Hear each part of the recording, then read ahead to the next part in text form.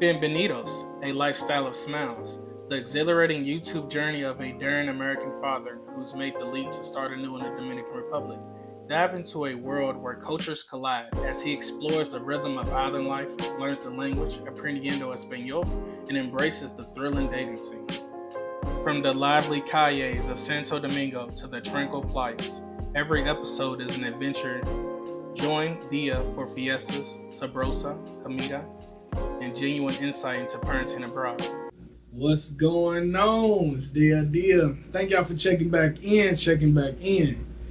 And we're gonna talk about, can you make it in the Dominican Republic?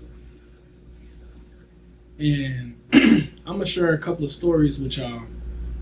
And I wanna say that you definitely can.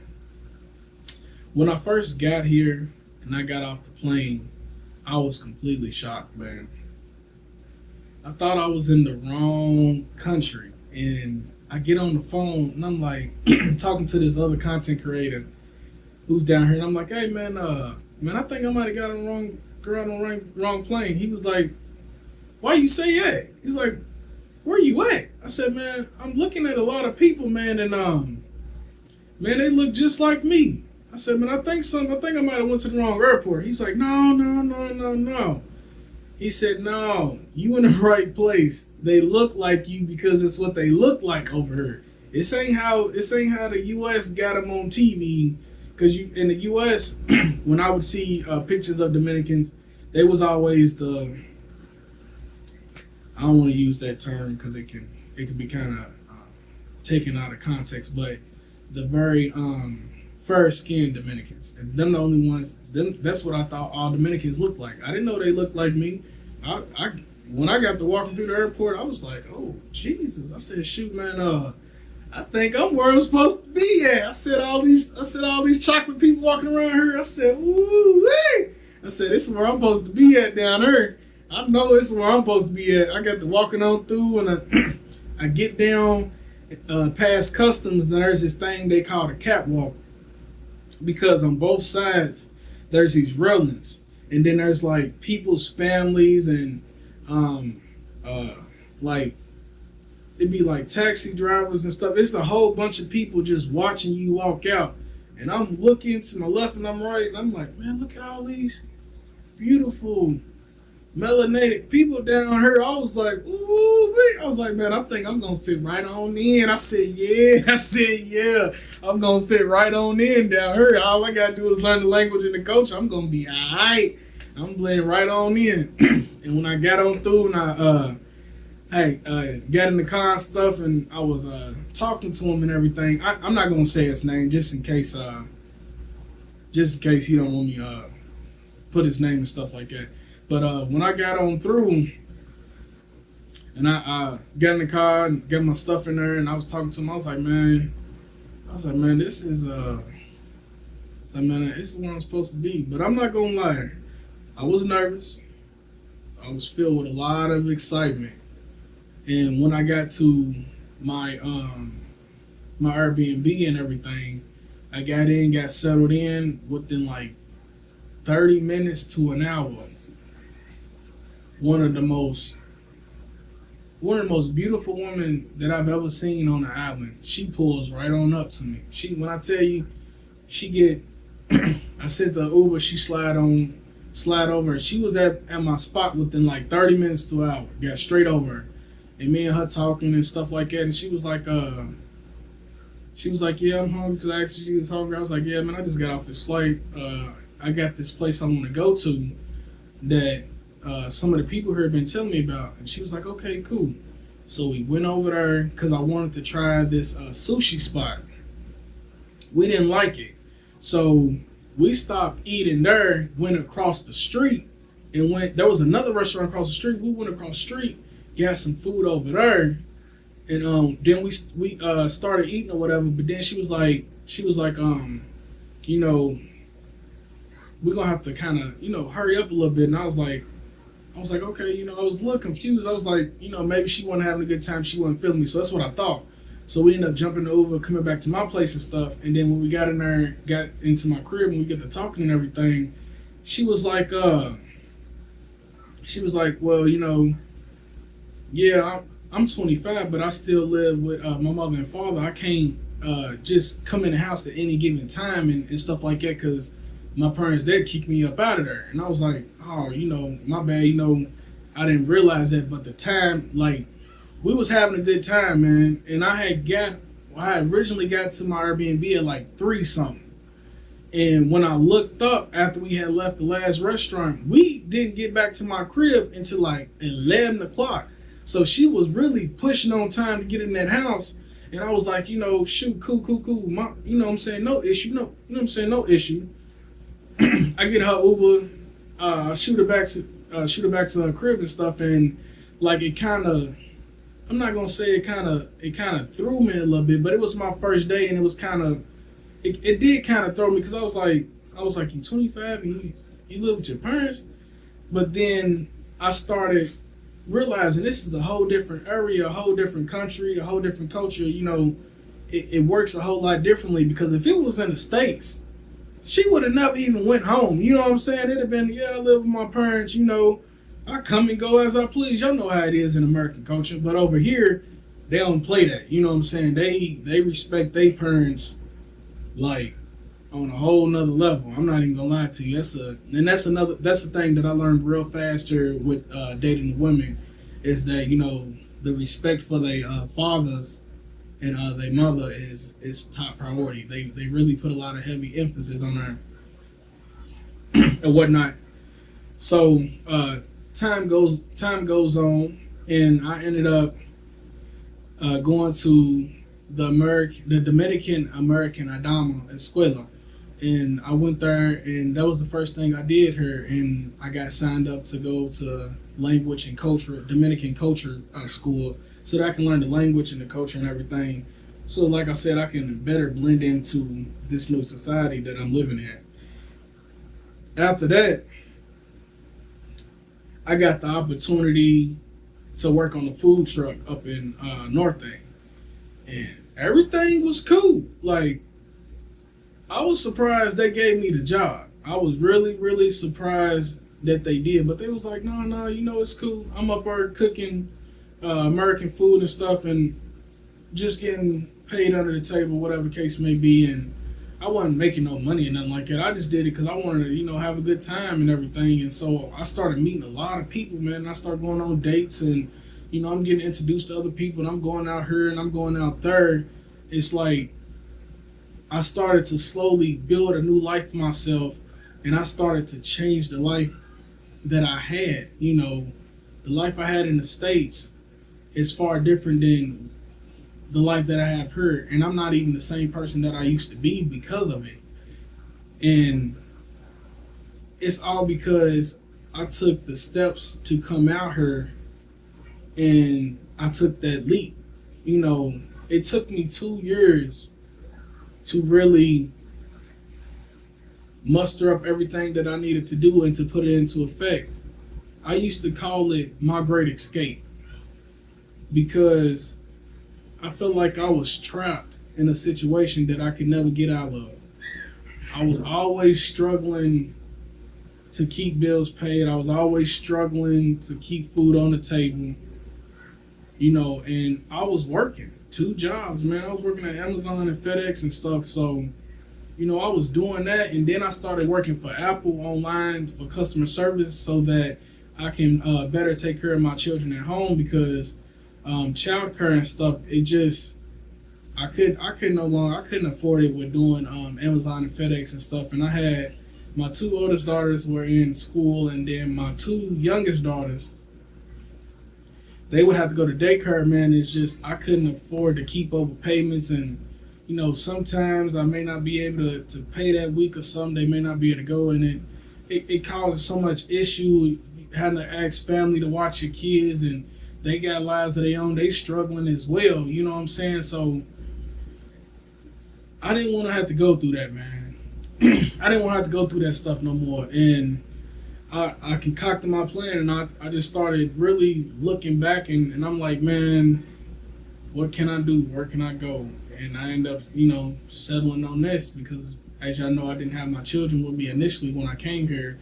And I was like, well, I'm still a young man and I'm, a bachelor. I want to go out and, still date and meet somebody. I still want to have more children. I want to get married again and stuff like that. And wow, I had all these different things going on. I was enacting my plan and I was getting rid of cars, getting rid of my home and everything, and getting rid of cell phones, paying cell phones off so I didn't have debts and stuff. I had 3 cell phones. I got rid of those after I paid them off, and then what I did was when I got here, I had only had about I had almost $5,000 when I came here. But see, the thing that I did was when I got here, I paid the rent on the place before I had even got here, because I had found the guy through Airbnb, and so me and him, we talked out a deal and stuff, and I end up paying him. I was like, well, okay, I know that when I get there, all I have is $5,000. I got me a place, my rent paid, and I know that utilities, furniture, and everything, internet, and cable and all that's all included. So I made sure I was covered on that end, before I even got here.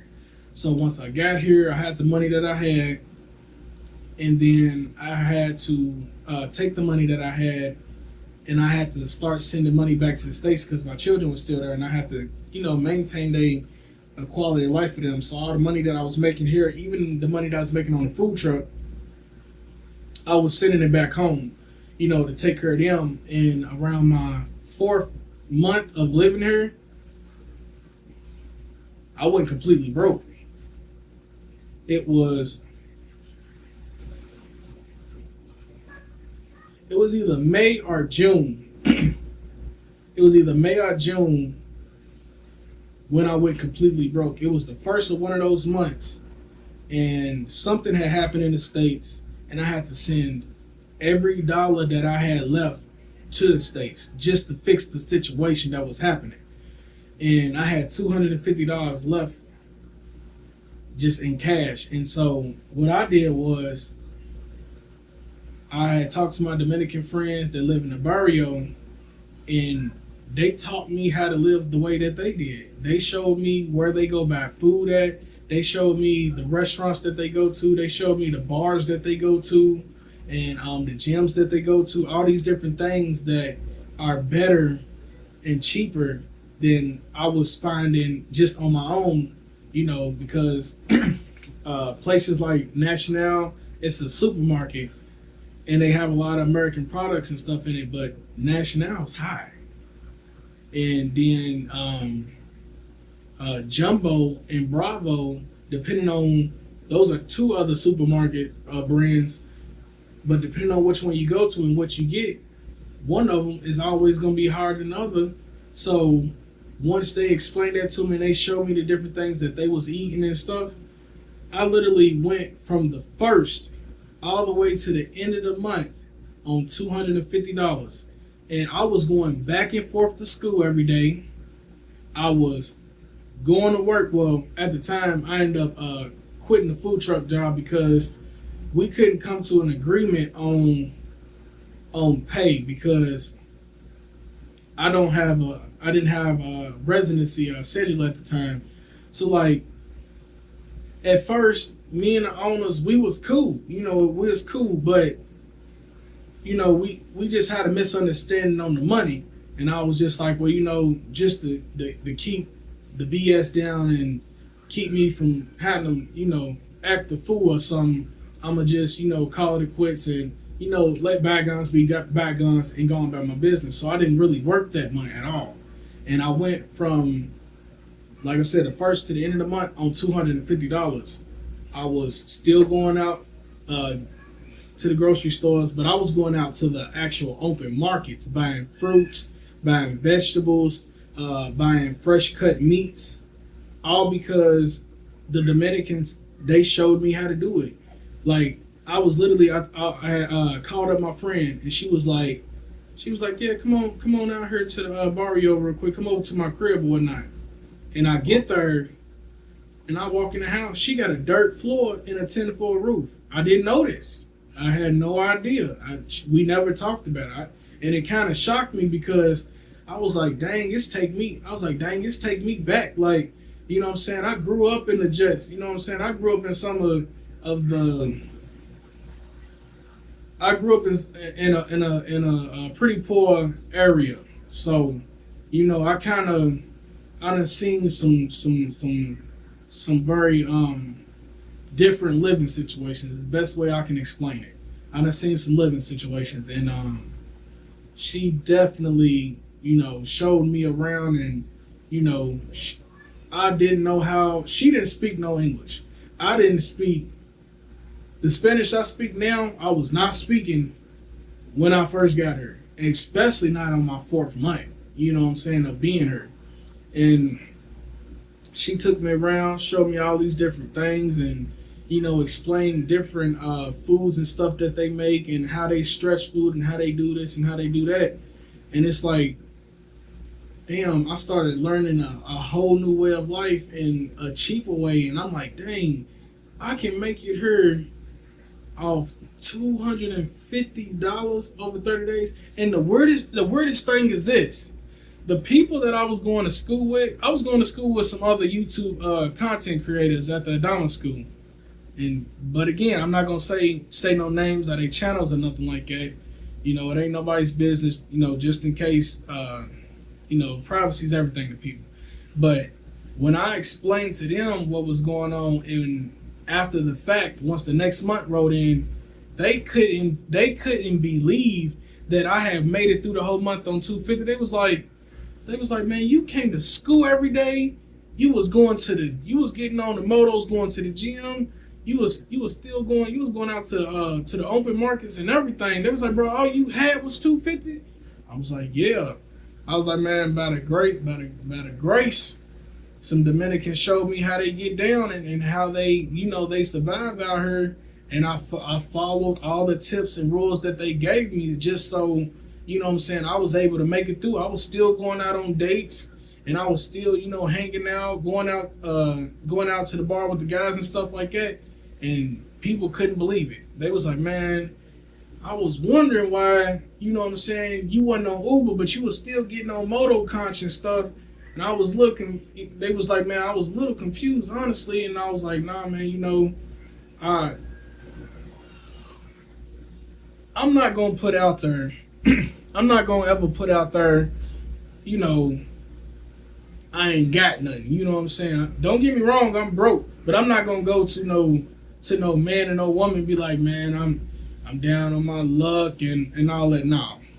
I'm a grown man, dog. Like, I'm going to steadily keep stepping. And that's what really confused the guys, because they older than me, and they was like, man, you could have came to me and I'd have gave you a couple $100, man. You ain't got to do that, yada, yada, yada. And I'm like, no, I needed to do that. And you know why? Because it taught me a very, very good lesson here. It taught me a very good lesson. And it showed me how to connect even more with the people that I want to adopt and be into this society with. You know what I'm saying? And he was pretty much like, you know, anything happens and stuff comes up with money, man, you gotta say something. You know, if don't nobody know nothing's going on, how we supposed to know if you might need help? And I was like, man, that's the thing, man. I came out here alone. I knew that things would happen. You know what I'm saying? I done been through these situations in the States where I done had to sleep in my car because I didn't have nowhere to go. You know what I'm saying? Like, I used to fast every year during Ramadan with friends that was practicing and stuff.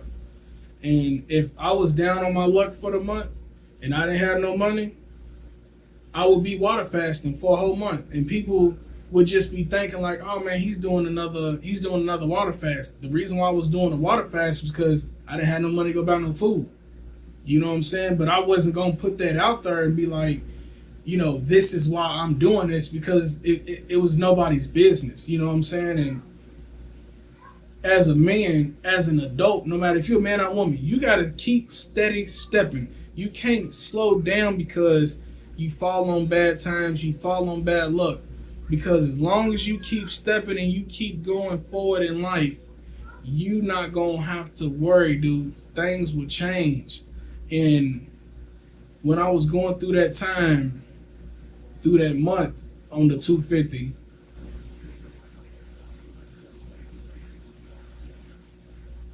I don't think I've been that happy in a long time. And I didn't even have anything. Man, I was going out to parks. I'm doing all types of stuff. Low on the budget. Low on the budget. And I was happy. Content with life. Didn't have anything, but I was happy, man. And it's always been smiles for me. That's why my channel is called A Lifestyle of Smiles. And that's the reason why I'm here, so I can have a better quality of life. To know that I can live here and take care of my family on a fraction of what I was doing in the States, and I was struggling worse in the States, is amazing. I thank God every day that I came here, because when I first started looking at going to places, there was 20 people that I knew, family and friends. We was all planning. You know how it is when you plan something to move to another country. You know, friends and family might jump in on it. Yeah, we're gonna all get passports and we're gonna all go here, and we gonna, get apartments in this general location in this country, and we gonna, rely on one another and stuff like that. Out of all 20 people that I knew that was planning to leave the country, I am the only one who left. Hey, y'all, I ran out of storage and I ended up getting cut off. But the moral of this is, making it here is 100% possible. If you're willing to live a different type of life, if you're willing to learn how to eat different things and cook different things, or if you're willing to learn how to get on the metro, public transportations and stuff like that, you can come here and definitely live on a fraction of what you used to live on in the States. I'm living proof of that. And if you somebody who has children, this is living life on easy mode. I heard this a couple of times on YouTube. Living life on easy mode. I have a housekeeper that comes here every day. She cooks and cleans. When my children have to go to programs, if I can't take them, she can take them. If I'm not available to pick them up, she's able to pick them up. She takes real good care of us. It's very much affordable. When I want to go out and do things as an adult, I have my free time. I can do that. And with me being able to have a housekeeper and they all got different prices. So every housekeeper is not the same. And I will drop a video. I do have a video coming out on how you can find legit and trustworthy housekeepers. And there's different programs you can go through. There's different organizations and stuff. It just all depends on how much money you're trying to spend and how much help you need. But for somebody like me that is a single parent, I have a couple children. She's here in the morning. She leaves in the evenings. On days that I have dates and stuff and date nights, she's able to accommodate me for that. I don't have to worry about getting different nannies. She's the only one that I work with. She makes all the foods. She makes all the foods that we like. She makes different foods that she grew up on, and where my children are learning to eat other foods as well. And living here has taken a lot of stress off of me. It has made me be able to breathe again. I used to have a lot of when I was living in the States, it's like I couldn't breathe. It's like every day was like a situation of fight and flight. Now I wake up in the morning and I get up at the same time, crack of dawn. I'm up before the sun even gets the chance to kiss the sky. I'm up before she get up. You know what I'm saying? And it's done became routine. My housekeeper comes in first thing in the morning. She come in, if I got some dishes in the sink, she'll knock them out. She get my babies up out of bed. She get to cooking them some breakfast and whatnot. She get me a protein shake. She makes sure my children get their teeth brushed, their hair situated, clothes and shoes on before they go out for their programs. She makes them lunch. She makes everybody lunch. She gets dinner and stuff together. She makes cookies. She makes cakes. What all around. If you come here and you have children, you don't have to worry, man. It's a whole lot. It's a lot more affordable to have children here than it is in the United States. I mean, if you go back to any of the videos of me and my kids going out on family days, you can see the amount of money that we spend when we go out. And I tell you, everything from the Uber rides, the price of the entertainment, price of the food, we do that every weekend. And it's not like we only go one day. No, we go Friday, Saturday, Sunday, go do different things. I just don't drop videos on everything that we do. Just, you know, that I just don't do that. I just drop certain videos. Might be cool because I don't videotape everything. It's just certain things that might be key points that people might really like the kid fun parks and stuff. But other little things I don't drop everything. But it is what it is. But living here is a whole lot easier for me in my lifestyle, and it's easier for my babies. I used to sit around and I used to want somebody, not necessarily to be in a relationship with somebody that was going to be cooking and cleaning and stuff all the time, but I always wanted to be able to afford to be able to have somebody to come and do that because I have daughters, you know what I'm saying? And when I was in the States, I was doing it myself, but now that I got a housekeeper that's picking up all that slack and that's getting paid to do it, I'm able to work more now than I ever have. I wake up in the morning and I work. If I wake up in the middle of the night, if I wake up at 2 in the morning, I log in and start doing some work.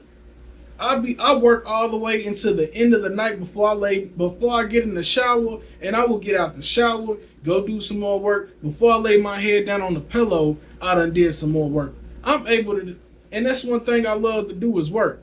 And that's why I love being here so much, because I'm like, man, I can work and do all types of stuff. I can work all day.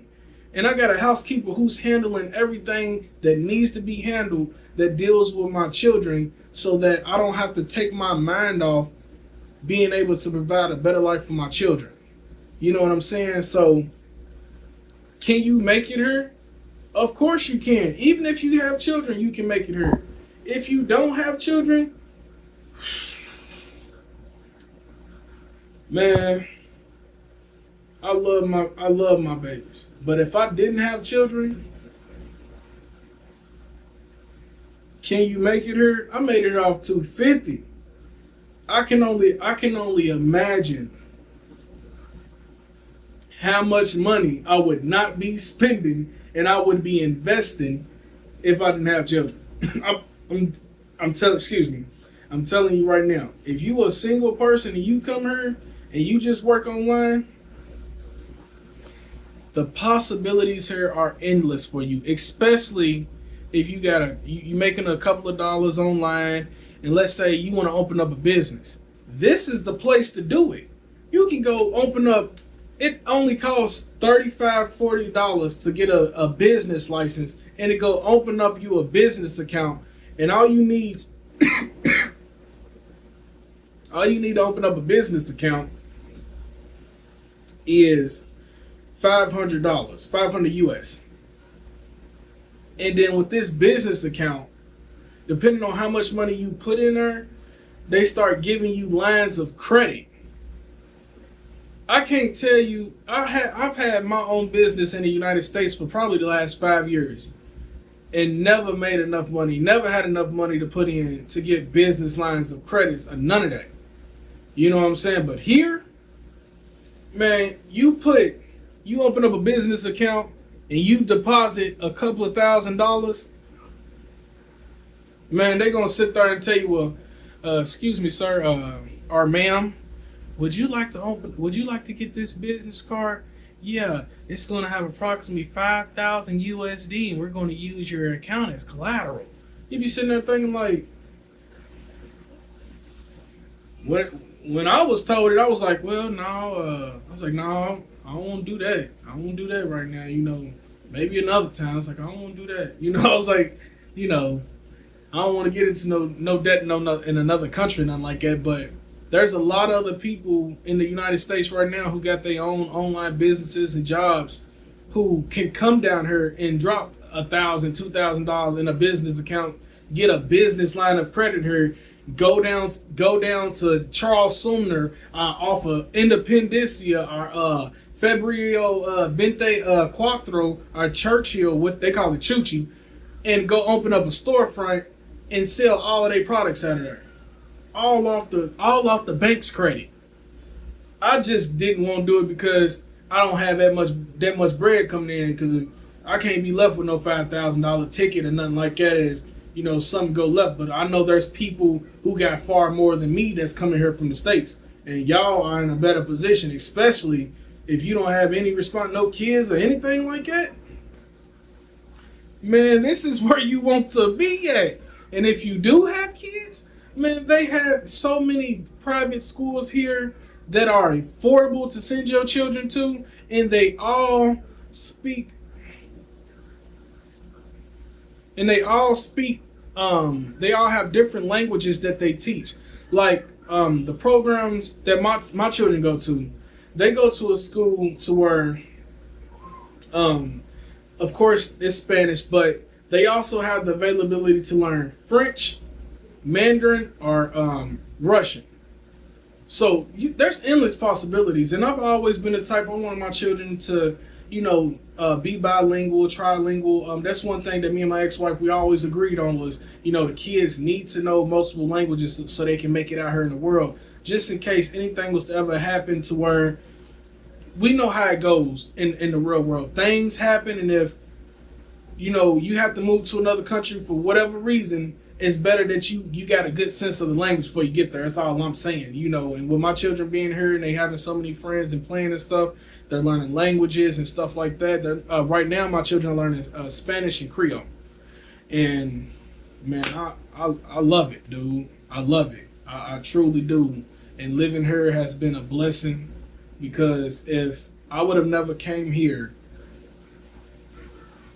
with everything going on in the States, I cannot safely say that I wouldn't be unalive right now, because I know the type of lifestyles and the stuff that was going on in the States, and I know how they directly was going to affect me, and I know the decisions that would have had to be made that wouldn't have been the best of decisions to make for anybody.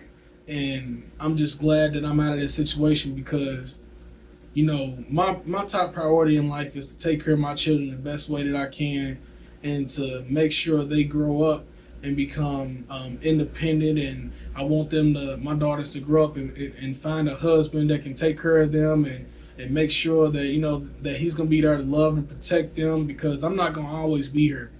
You know what I'm saying? And as a parent, sometimes, especially when you're a young parent, you don't really think about these things, but I do, and I know I'm not gonna be here forever. So I'm trying to raise my children the best that I can, and give them all the resources that I can, and leave something for them, so that when they do become adults, they can find husbands. But if they don't find husbands and stuff to take care of them, I got another plan. Like you'll have this home, you'll have this money set back, and with all the financial information and training and resources that I will be giving them over the years, they will have to make it do what it do, But I'm not going to leave my children, I'm not going to leave this world and not leave my children the tools to make it. You know what I mean? When I became an adult, I didn't have any financial literacy. I didn't have anything. My parents never invested. They never saved. They never knew how. Currently, my dad, he's not in the best of health situations, and he doesn't have any money to fall on. So he has to literally work into the day he's unalive. And, that's one thing a situation that I see, and I don't want that to be me. You know what I'm saying? I don't want to grow old and, something happens, get sick, God forbid, and I have to literally work until I'm unalive or try to depend on one of my children, because my children are not going to take care of me. I'm going to always take care of my children. Even when they become adults and they get husbands and stuff, they still will have the same tools and the resources that I'll be leaving. I want them to be able to have a better life. I want them to be able to have happy lives and to, have children, to have all the things that I never achieved to have. You know what I'm saying? So coming here could be a God sent for somebody. It could be a God sent for you. Especially if you a type of person, you got some debt going on, you don't make any type of money, and you just up to her. And you have no other option, but you're working 2 jobs. And you don't have no other help or resources. So, like I said, this was a God sent, and it could be a God sent for you. Take your time, do your research, and make the decision that's best for you. People are going to say whatever they want to say about you. I received a lot of hate for coming here from people that I personally know, but you're never going to be able to make everybody happy. So do not, and I mean do not worry about that. Put yourself first, put your family first. Do what's right for y'all. And to end this off, because this done got long-winded, just want to say thank y'all for checking in and sliding with me on this one. And thanks for sticking around for the conversation. Thank you.